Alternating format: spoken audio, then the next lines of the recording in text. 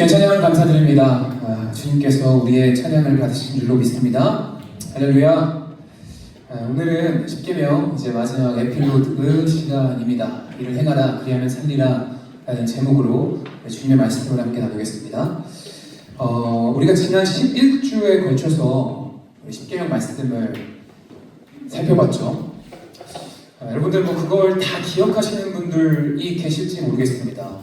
중간중간 한 주씩 빠지시는 분들도 계실 수도 있고요.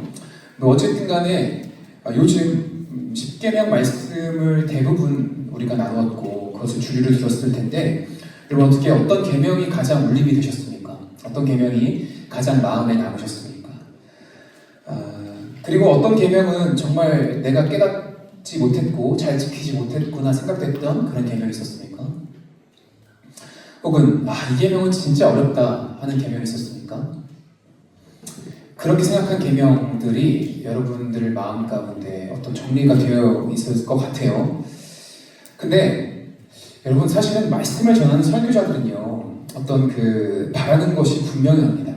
그게 뭐냐면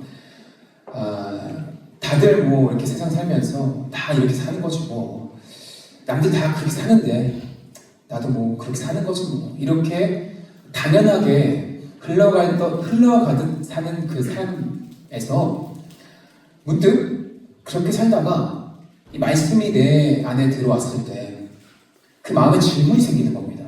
그게 뭐냐면, 나 이렇게 살아도 되는 건가?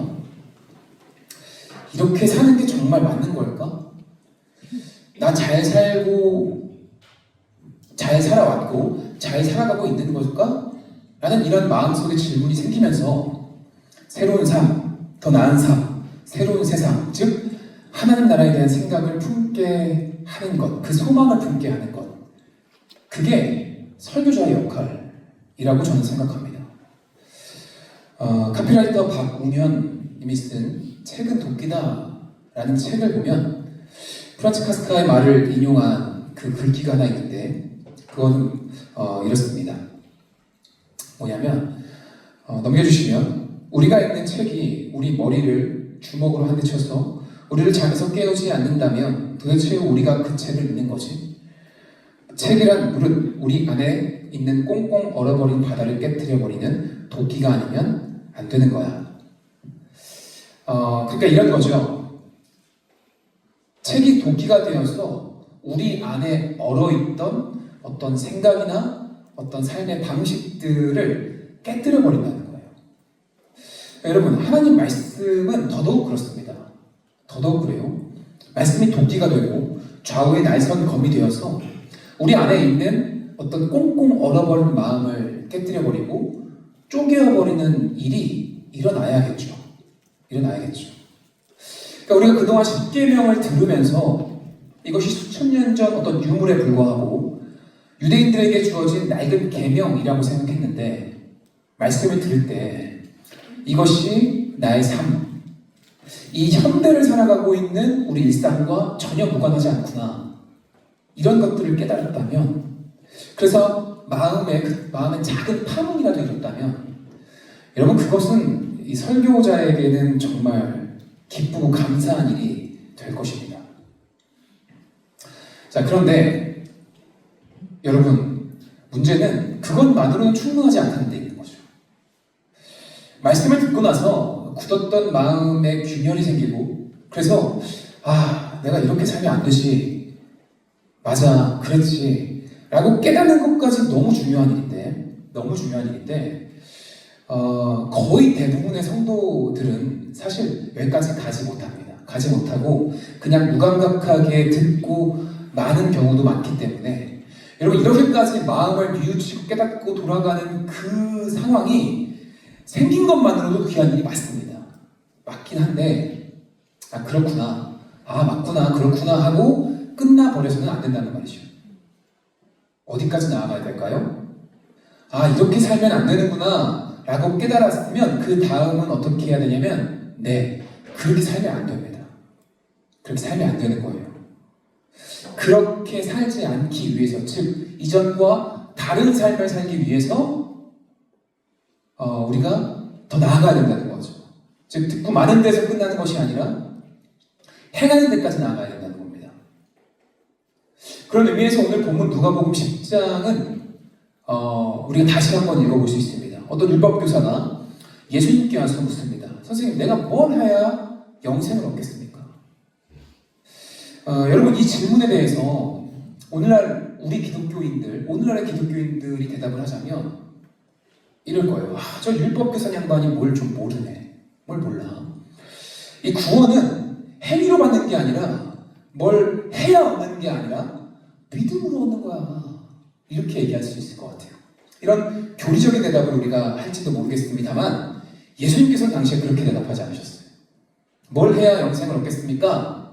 라고 물어봤을 때 예수님은 믿어야지 라고 대답하지 않으시고 28절 말씀처럼 그리고 오늘 설교의 제목처럼 이를 행하라 그리하면 살리라 이렇게 대답하셨다는 거예요. 행함을 강조하셨죠. 보면 마지막 37절에도 말씀하십니다. 너도 가서 이와 같이 하라. 행함을 강조하시죠. 실제로 이 누가복음은요, 말씀을 듣고 행하는 것을 굉장히 많이 반복해서 강조합니다. 예를 들면 누가복음 6장 46절에서 보면요, 이렇게 되어 있죠. 너희는 나를 불러 주여 주여 하면서도 어찌하여 내가 말하는 것을 행하지 아니하느냐 이렇게 말씀하시고요. 49절 이어서 보니까 듣고 행하지 아니하는 자는 주추 없이 흙 위에 집 지은 사람과 같으니 탕류가 부딪힘에 집이 곧 무너져 파괴됨이 심하니라 하시니라. 그리고 누가복음 8장 21절에서는 예수께서 대답하여 이르시되 내 어머니와 내 동생들은 곧 하나님의 말씀을 듣고 행하는 이 사람들이라 하시니라 라고 말씀하십니다. 자, 무슨 얘기냐? 즉 누가복음 전체를 보면 예수님께서는요, 말씀을 듣고 깨닫고 마음의 파문이 일어나는 것으로만 끝나는 것이 아니라 말씀을 듣고 행하는 것을 굉장히 중요하게 강조해서 말씀하고 있다는 것을 여러분이 알 수 있다는 거예요. 여러분, 말씀을 들었으면 행해야 됩니다. 십계명을 듣고 말씀을 듣고 우리가 깨달았으면 그대로 살아야 합니다. 이렇게 살면 안 되는구나 라고 생각했죠. 그 생각이 들면 그렇게 살면 안 되는 겁니다. 여러분, 그래서 우리가 아무것도 안 하면 아무 일도 안 일어나는 겁니다. 신앙생활 수십 년 해도 왜 제자리일까요? 왜냐면 그대로 살지 않기 때문에 그래요. 그대로 살지 않기 때문에. 네, 듣기만 하고 아무것도 안 했으니까요. 뭐 도전하지도 않았고 뭘 바꾸지도 않았고 새로운 삶으로 나아가려고 하지도 않았습니다. 그냥 그대로 월요일부터 토요일, 주일까지 하는 그 삶이 그대로 루틴처럼 진행되는 겁니다. 수없이 듣고 깨닫고 그치, 맞지 해놓고 아무것도 안 했으니까요.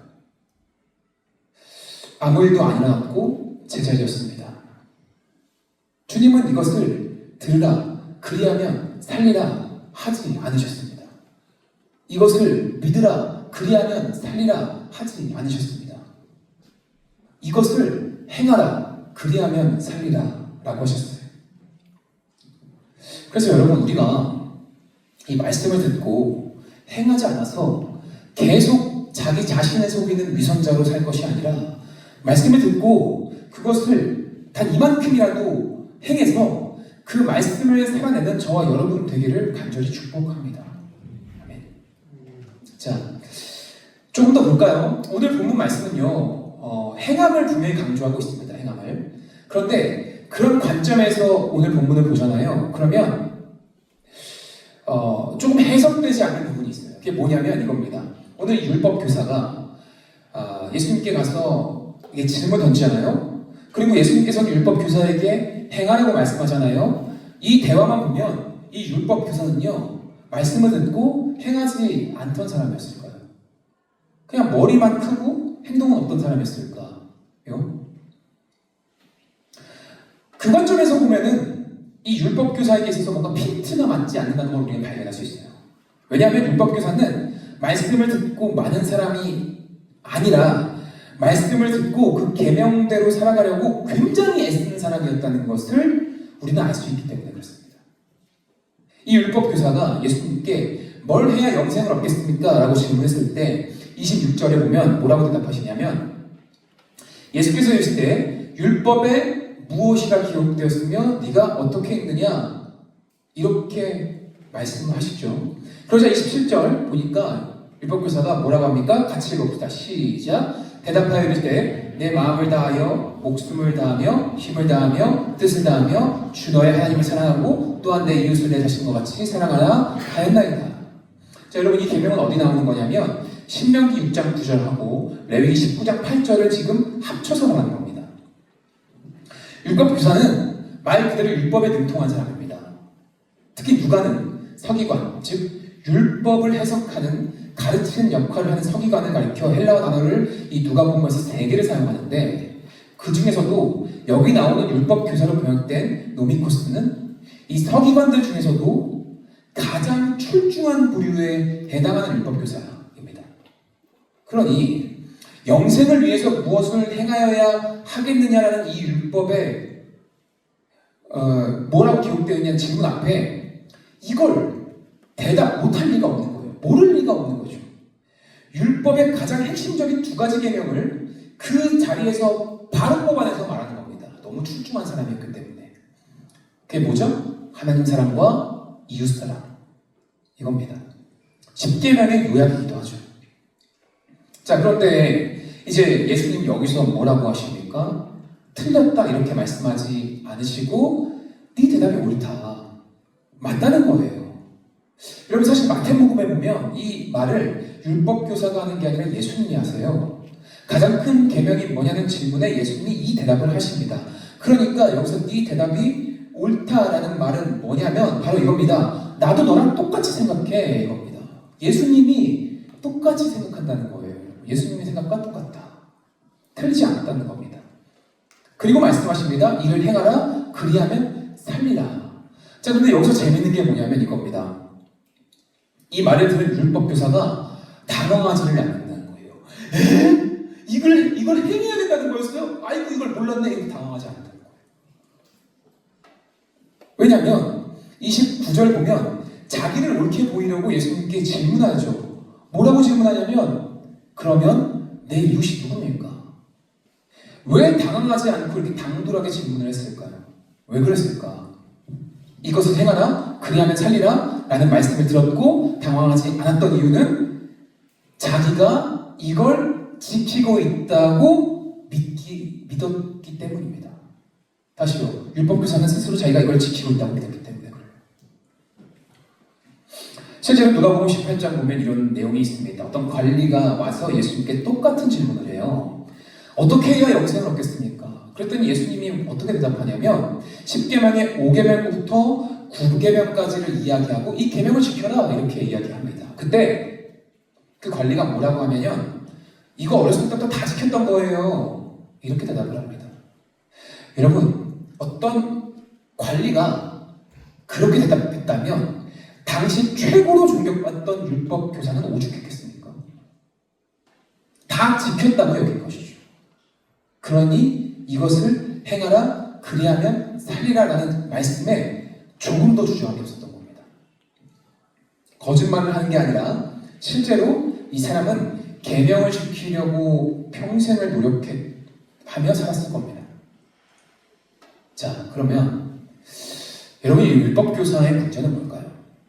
행함이 없었기 때문에 문제였을까요? 이 율법교사의 문제는 말씀을 읽고 행하느냐 행하지 않느냐의 문제가 아니었습니다. 문제는 어떻게 읽고 어떻게 행하느냐의 문제였어요. 자, 26절을 보면 이렇게 되어 있어요. 예수께서 이르시되 율법에 무엇이라 기록되었으며 너는 어떻게 읽느냐? 질문이 2개입니다. 2개. 첫 번째 질문, 뭐라고 기록되어 있니? 이게 첫 번째 질문이고요. 2번째 질문은 뭐죠? 정작 대답해야 될 가장 중요한 대답입니다. 너는 그걸 어떻게 읽냐? 이겁니다. 즉, 너는 그 계명을 어떻게 해석했냐? 이겁니다. 제가 인스타를 하는 시즌이 1년에 종종 있습니다. 자주 하진 않아요. 그 특유의 귀찮음과 좀 그런 것 때문에 자주 하진 않는데 그래도 몇 번 종종 이렇게 확 하는 시즌이 있어요. 지난 몇 주간이 좀 그랬습니다. 날씨도 풀리고 하니까 SNS를 약간 하게 됐었어요. 그래서 막 게시물 몇 개 올리고 그랬었는데 재밌더라고요. 근데 인스타를 하다 보니까 자연스레 뭘 보게 됐냐? 릴스를 보게 된 거예요. 와, 그거 진짜 블랙홀이더라고요. 그거 한번 이렇게 뭐지? 하고 봤는데 계속 넘어가는 거예요. 눈 뜨면 막 30분, 40분, 1시간 지나 있는 걸 보면서 와, 이거 위험하다 이 생각했는데 근데 거기서 봤던 재밌는 이야기가 하나 있었습니다. 그게 뭐냐면 커플 밈인데 어떤 커플이 이렇게 길을 지나가고 있는 거예요. 여자친구가 남자친구한테 이렇게 물어본 거예요. 오빠 지금 방금 그 예쁜 여자 봤어? 그랬더니 남자친구가 뭐라고 대답하냐면 그 구찌 벨트? 이런 거예요. 그리고 그게 끝났습니다. 그리고 댓글에 삼가 고인의 명복을 빕니다. 이렇게 돼 있는 거예요. 여러분 해석이 돼요? 왜 이 밈의 문제가 뭔지 알겠어요? 여자친구 가다가 오빠 방금 그 예쁜 여자 봤어? 그랬더니 남자친구가 구찌 벨트? 왜 뭐가 문제인지 알겠어요? 심각한 문제가 있죠. 봤어로 끝난 게 아니라 명확하게 그 여자가 지금 구찌 벨트를 차고 있다는 걸 말했다는 건 무슨 뜻이에요? 눈여겨봤구나. 막 이거예요. 이게 문제인 거죠. 그래서 막 그걸 읽다가 여러분 모범 답안이 거기 안에 있더라고요. 사람들 막 추천 엄청 때린 모범 답안이 안에 있었어요. 여자친구가 잘 들으세요 여러분. 길을 가다가 오빠 좋은 여자 봤어? 예쁜 여자 봤어? 그러면 남자친구가 뭐라고 대답해야 될까요? 못 봤어로 끝나면 안 돼요. 그거는 약간 이제 평범한 대답이고 모범 답안이 있어요. 보면 누구? 거울 봤어? 이렇게 해야 된대요. 그거 뭐가 신박한데? 생각했습니다. 거울 봤어? 이렇게 대답해야 된대요. 여러분 잘 기억했다가 나중에 써먹기 바랍니다. 자, 이 얘기를 왜 했냐? 사실 이런 류의 시리즈가 참 많이 있어요. 인터넷에. 여자친구의 말 해석하기 어렵다 이런 거. 일반화일 수도 있는데 그냥 웃자고 하는 거겠죠. 오빠 나 살쪘어? 이런 것부터 시작해서 그렇죠. 나 달라진 거 없어? 이런 거. 참 해석하기 힘든 부분이 있는데 우스갯소리로 말한 거지만 인간의 말도 이렇게 해석하기가 힘듭니다. 자, 그런데 하나님의 말씀을 해석한다는 게 쉬운 일은 아니잖아요. 그죠? 그래서 가끔씩 저에게 어떤 그런 질문과 고민을 던지는 청년들이 있어요. 어떤 청년들이냐? 목사님들마다 성경의 해석이 다 달라서 힘들다는 거예요. 저는 그 질문을 듣고 아니 이 목사님은 이렇게 해석했는데 저 목사님은 저렇게 해석하고 누구 말이 맞는지를 모르겠다는 거죠. 다 틀린 것 같고 신뢰가 가고 제가 가끔 그런 얘기를 들을 때 마다 어떤 생각을 하게 됩니다. 그럴 수 있겠다. 그럴 수 있겠다. 근데 여러분 생각해 보세요.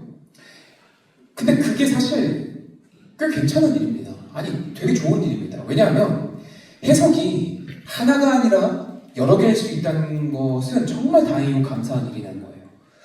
여러분 누군가가 성경의 해석을 독점하고 이것만이 옳은 해석이고 이것만이 맞는 해석이니 내 말만 따르라고 한다면 여러분 좋으시겠어요? 그건 중세 시대로 다시 돌아가서 어떤 특정 집단이 성경 해석에 있어서 그 권력을 독점하면 좋으시겠습니까? 아니요. 해석의 다양한 가능성을 열어놓고 우리 모두가 주체적으로 성경을 읽고 소통할 수 있도록 하는 것은 정말 감사한 일이라는 겁니다. 그래서 해석이 다양한 건 여러분 문제가 아닙니다. 문제는 저겁니다. 너는 그것을 어떻게 읽느냐? 즉 우리가 말씀을 어떻게 읽고 해석해서 적용하느냐의 문제입니다. 왜냐하면 어떻게 읽느냐에 따라서 어떻게 행하느냐가 달라지기 때문에 그래요. 지금 예쁜 여자 봤어?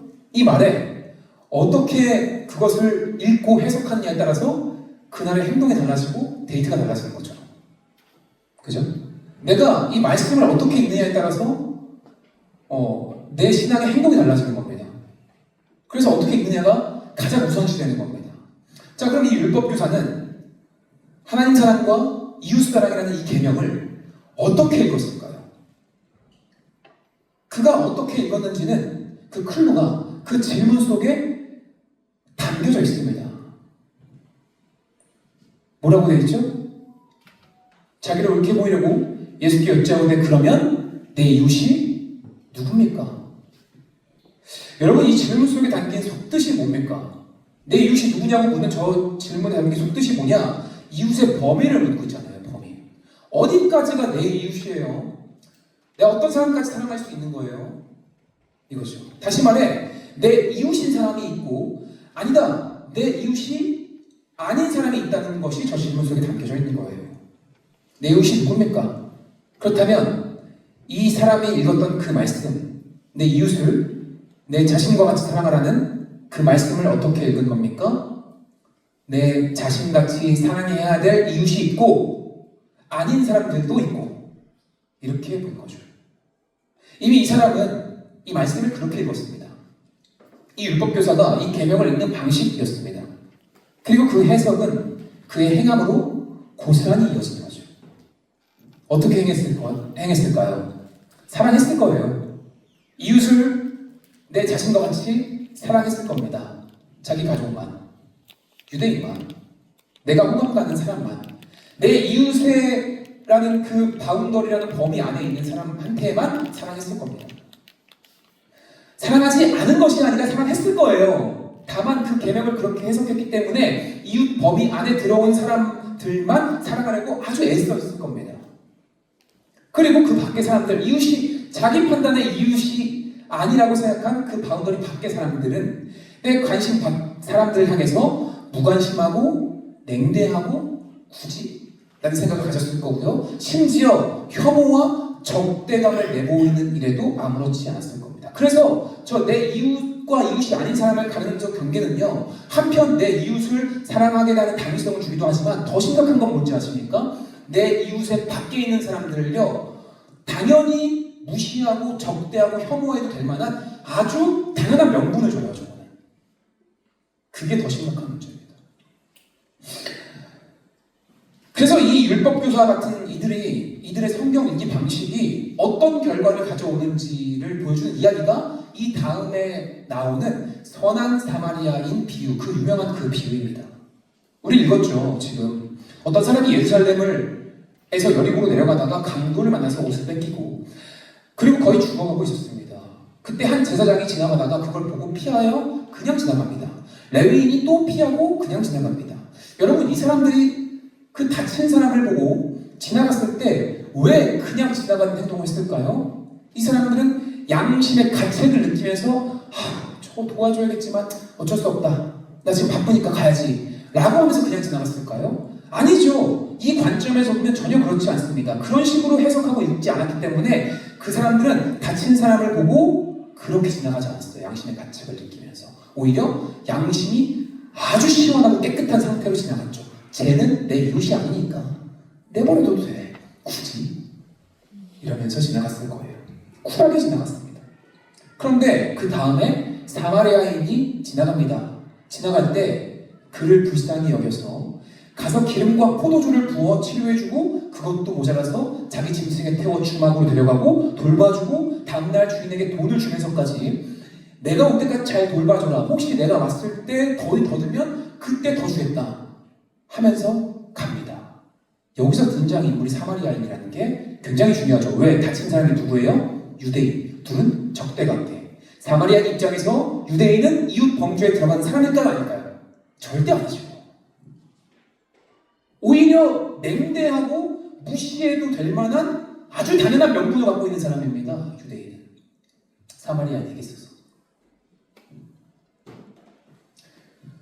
그 당시 유대인들이 가장 혐오하고 가장 증오하고 가장 더럽다고 여기고 디스커스팅하게 여겼던 어떤 그 인물들, 그 사람들이 사마리아인이었기 때문에 예수님은 거기서 의도적으로 사마리아인을 등장시킨 거예요. 그러니 이 이야기가 율법교사에게 있어서 얼마나 충격적이었겠습니까? 그 세계가 붕괴되는 이야기였을 겁니다. 너무 혼란스러웠을 거예요. 그에게 예수님께서 또다시 질문을 던집니다. 네 생각에는 이 세 사람 중에서 누가 강도 만난 자의 이웃이냐?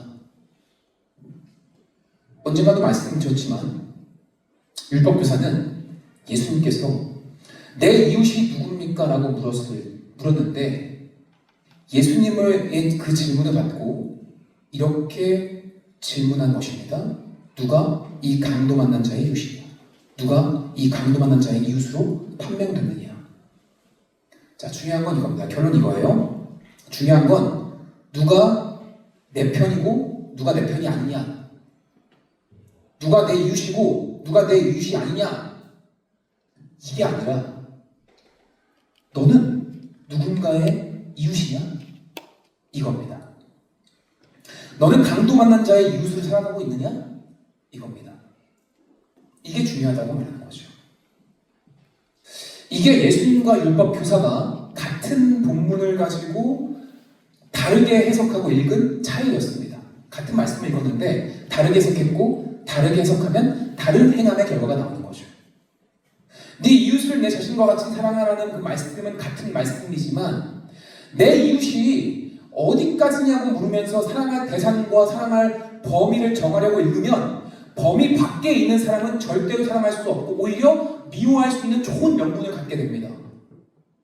그러나 너는 지금 누군가의 이웃으로 살아가고 있느냐라고 그 말씀을 읽으면 사랑하지 않은 대상은 없기 때문에 어느 누구도 밀어내거나 차별하거나 혐오하지 않고 사랑하기에 힘쓸 수 있어요.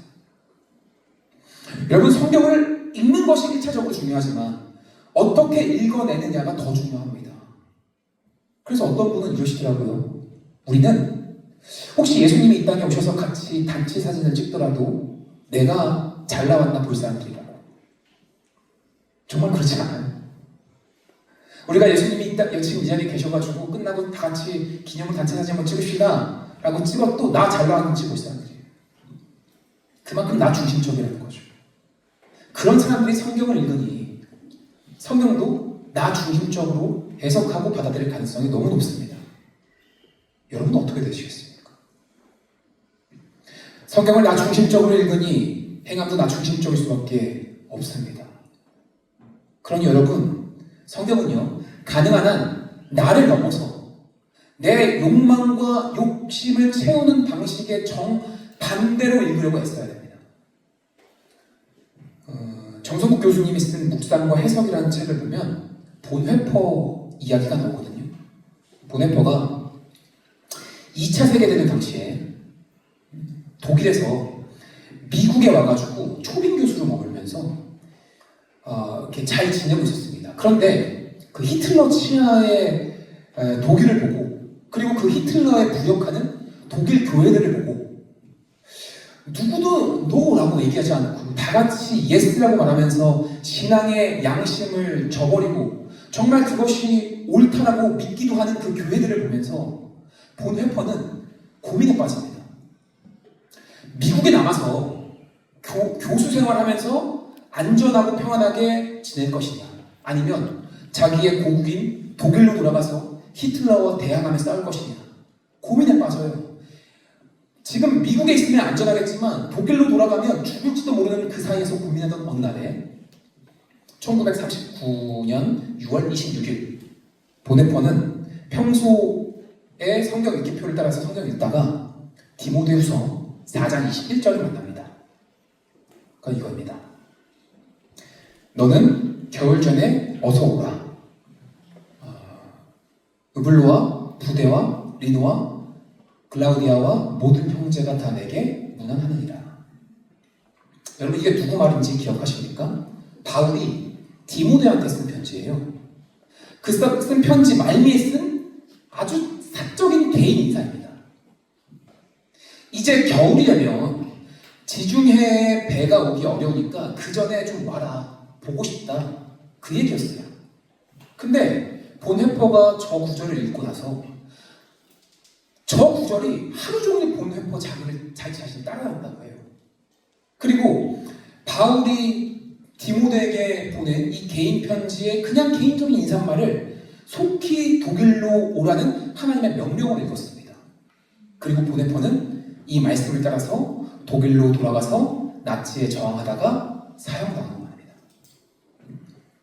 자, 여러분 여기서 보세요.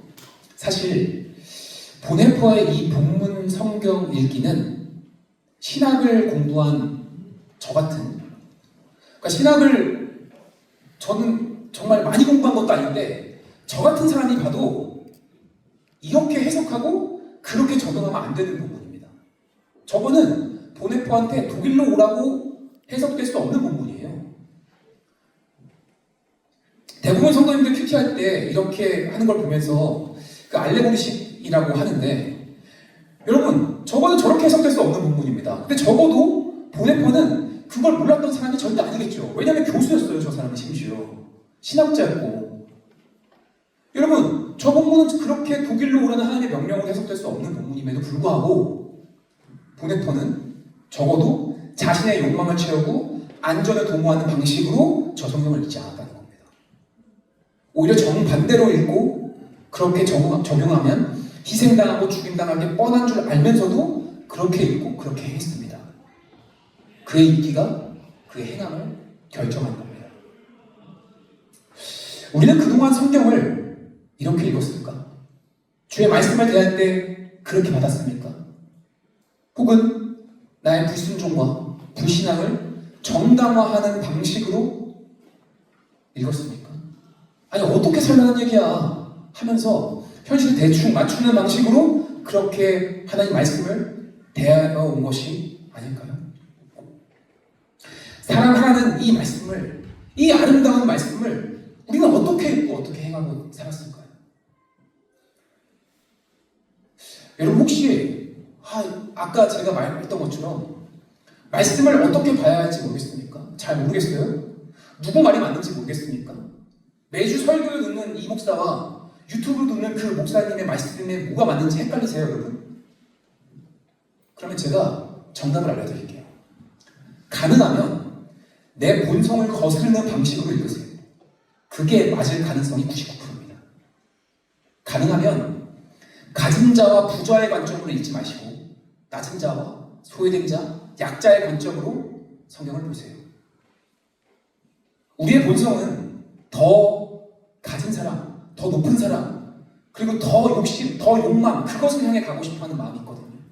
그래서 그걸 거스르면서 성경을 보면, 그렇게 읽으면 틀리지 않을 확률 99.9%입니다. 사랑하는 청년 여러분, 오늘 예수님은 우리에게 분명히 말씀하십니다. 이를 행하라. 그리하면 살리라. 여기서 이를 행하라고 할 때 이것은 무엇입니까? 사랑하라는 거죠. 하나님을 사랑하고 내 이웃을 내 몸과 같이 사랑하는 것이죠. 이게 같은 얘기라는 거예요. 내 이웃을 사랑하는 것이 너의 하나님을 사랑하는 것이라는 거잖아요. 사랑해야 그래야 사는 것이라고 말하고 있습니다. 제가 지난 10주 넘는 시간 동안 11주 동안 10계명을 시리즈로 설교했습니다. 오늘 제목은 10계명 에필로그입니다. 10계명을 어떻게 읽느냐, 이게 중요한데 저는 어떻게 읽었을까요? 여러분들은 어떻게 읽었습니까?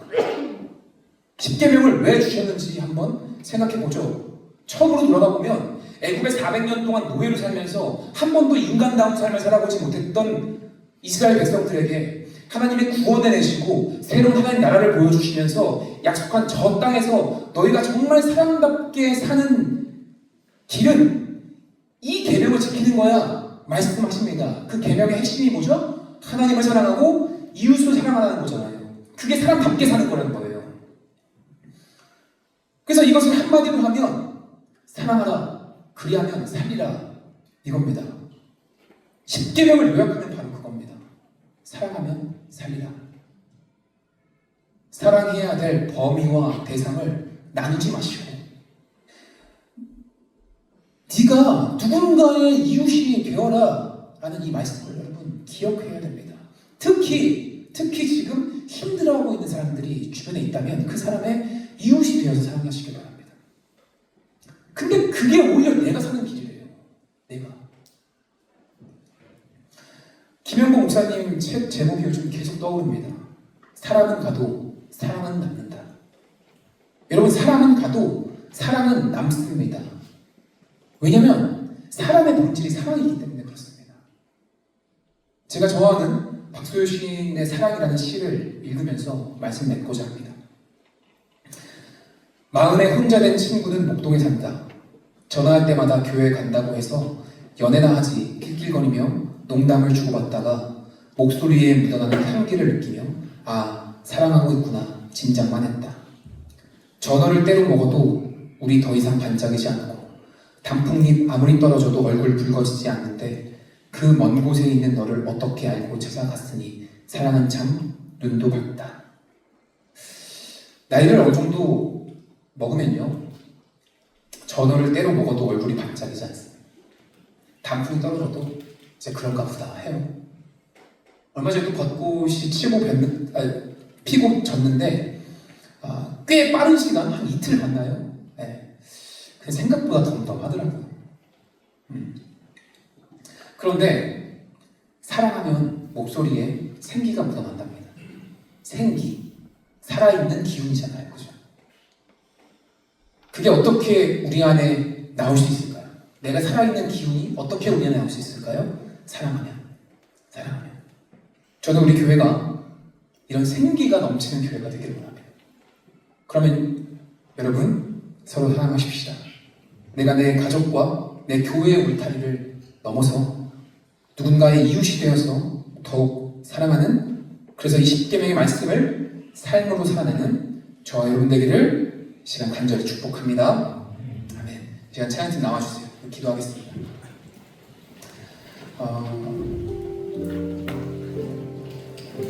오늘은 어버이주일입니다. 어버이주일인데 특별히 이 사랑하라는 이 말씀을 또 적용할 수도 있는 좋은 날이죠. 기념할 수 있는 날입니다. 여러분, 가장 공기 같은 사람이 누굴까 하면 그 중에 한 존재가 부모님이죠. 너무 공기 같아서 정말 중요하지만 당연시 여겨주는 그분들에게 한번 우리가 사랑을 표현하고 또 말하고 나름대로의 표현을 좀 할 수 있는 날이었으면 좋겠고요. 또 그것을 넘어서 여러분, 아까도 말했듯이 율법교사처럼 바운더리를 짓지 말고 그 밖에 너머의 모든 사람들을 우리가 사랑하고, 그러니까 내 바운더리 어디까지예요? 묻는 율법교사의 질문 앞에 예수님은 너 지금 사랑하고 있니? 바운더리 묻지 말고 이 질문을 기억하면서 나가는 우리가 됐으면 좋겠습니다. 자, 함께 기도합시다. 우리 기도할 때 말씀 생각하면서 우리 주신 마음 가지고 주의 이름 3번 크게 부르시고 통성을 함께 기도하겠습니다. 주여! 주여! 주여!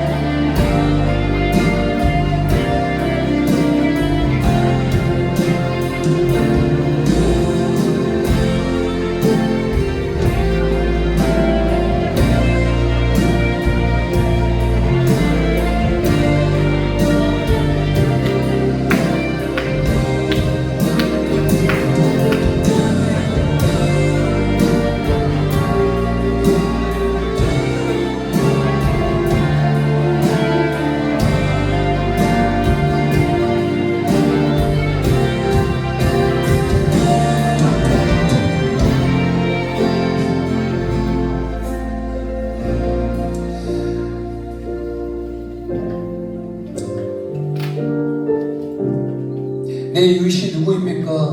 묻는 그 질문 앞에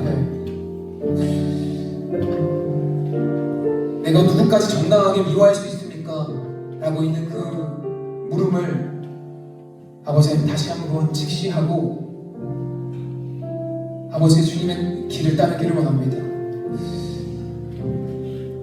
자꾸만 그렇게 묻고 싶어하는 우리의 질문을 뒤로하고 내 원수를 사랑하라 말씀하셨던 예수 그리스도의 길을 따르기를 원합니다. 십자가의 사랑과 은혜를 받은 자로서 그것을 본받아 살아가는 우리가 되게 하여 주시옵고 그렇게 실천하지 못하는 우리를 불쌍히 하여 주시옵소서. 그것이 내가 사는 길이라 말씀하셨던 주님, 그렇게 살지 못하여 내가 여전히 지옥을 살고 있는 내 삶 가운데 국률함을 더하여 주셔서 하나님 나라를 허락하여 주시옵고 그것 가운데서 주님의 사랑을 다시 한 번 더 크게 깨달아 아는 우리가 되게 하여 주시옵소서. 그렇게 결단하며 나가는 우리 청년들에게 성령의 힘을 더하여 주셔서 내 힘으로 하지 아니하게 도와주시옵고 주의 능력으로 말미암아 더욱더 용서하고 사랑하며 베풀고 나누며 품어주는 우리 모두가 되게 하여 주시옵소서. 지난 시간 동안 배웠던 10계명의 이야기들을 기억하며 이제 삶으로 열매 맺기를 원합니다. 결단하고 순종한 그 도전과 삶의 자리 가운데서 주님 주의 응답으로 보여주시고 우리 삶에 간증이 넘치게 하여 주시옵소서. 이렇게 올려드린 주님의 아버지 하나님 그 우리의 기도를 받으실 줄로 믿고 이제 역사가 시작된 줄로 믿습니다. 그 주님을 찬양합니다. 예수님의 이름으로 함께 기도했습니다. 아멘. 우리 기도를 받으신 주님 앞에 박수를 한번 올려드립니다. 할렐루야.